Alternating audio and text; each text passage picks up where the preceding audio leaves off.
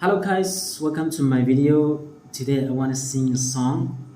The title of the song is Tangmangting kahai. It's an old Tangkhul song, original by Agui Source Mashangvu. Yeah. So after watching this video, please don't forget to subscribe my channel and please share the video. Also, I want you to give thumbs like and comment down below. So here we go.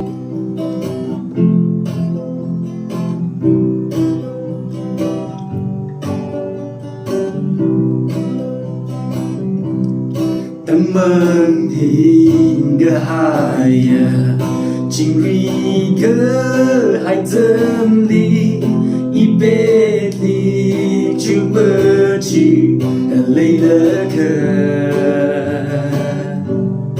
Kashwira kahaiya, nazara jitayda, inini matai may the tree.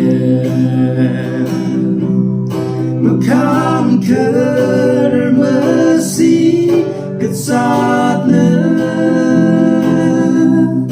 ining di shakahai, tuinga shi saigona, mentri ha katsin ke tamli, iavo mahanu dikaban,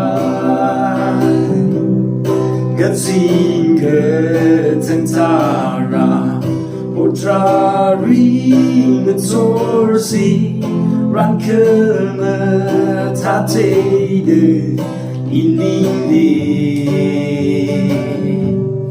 Kamati gokduichi, nao ni le timpangli, mashidri lasaru naleya.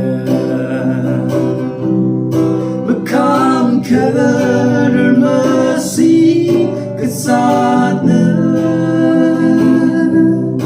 ining di shakahai, tuinga shi saigona, pantri hao katsin ke tamli, iavo mahanu dikaban. Yang luzi mitunki, chiura lashiyo, damne le kege, intui haulu.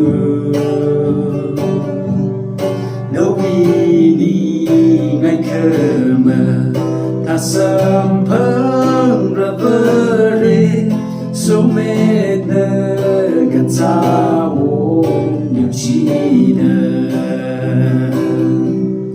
Makam kermasi katsatna,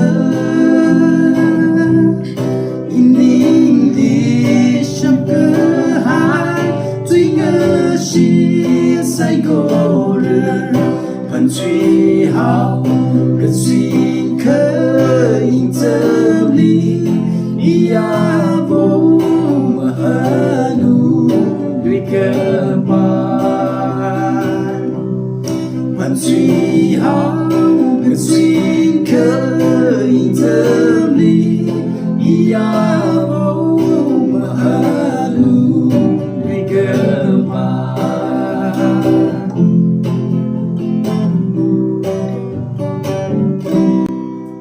Thank you so much for watching this video.